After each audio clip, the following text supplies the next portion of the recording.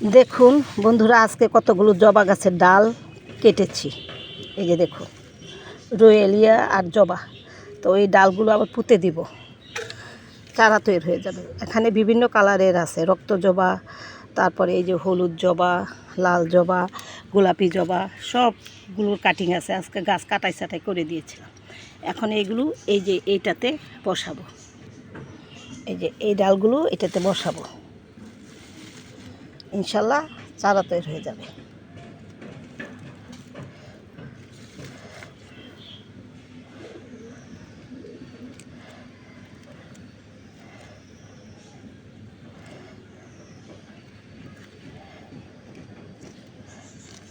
ফলাইতে ইচ্ছা করে না, খুব মায়া লাগে,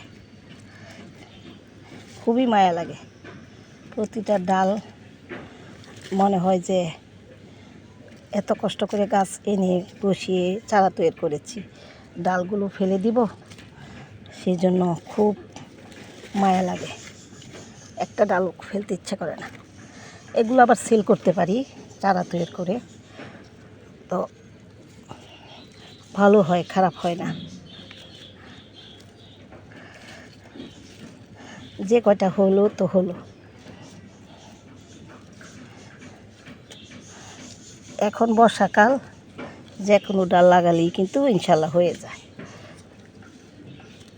সেই চিন্তা করেই বসাচ্ছি। ইনশাল্লাহ হয়েও যাবে এবং হচ্ছেও।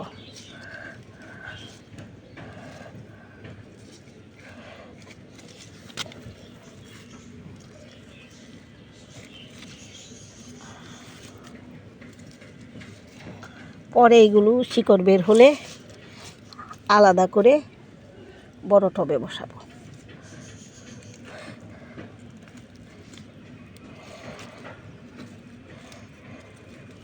ভরে গেছে,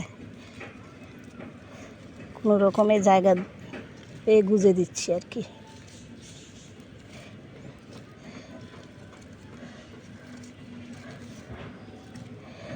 একটা ডালও ফেলতে ইচ্ছে করে না।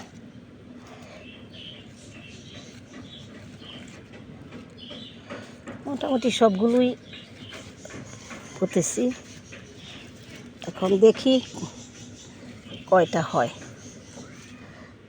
ইনশাল্লাহ আশা করি সবগুলোই হয়ে যাবে,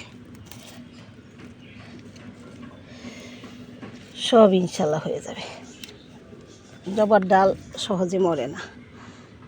তো দেখলেন, ও আরেকটা রয়ে গেছে, আরও ছোট্ট একটা রয়ে গেছে।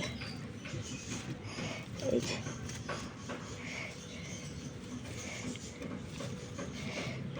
বাস।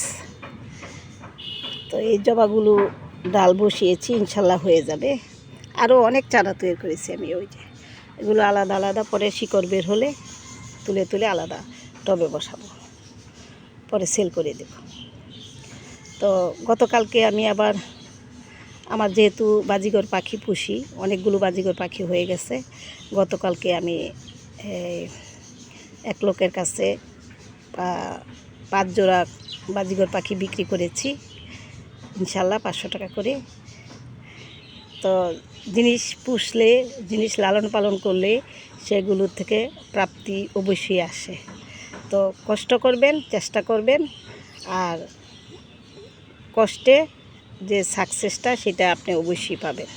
তো ভালো থাকবেন, পাশে থাকবেন। আল্লাহ হাফেজ।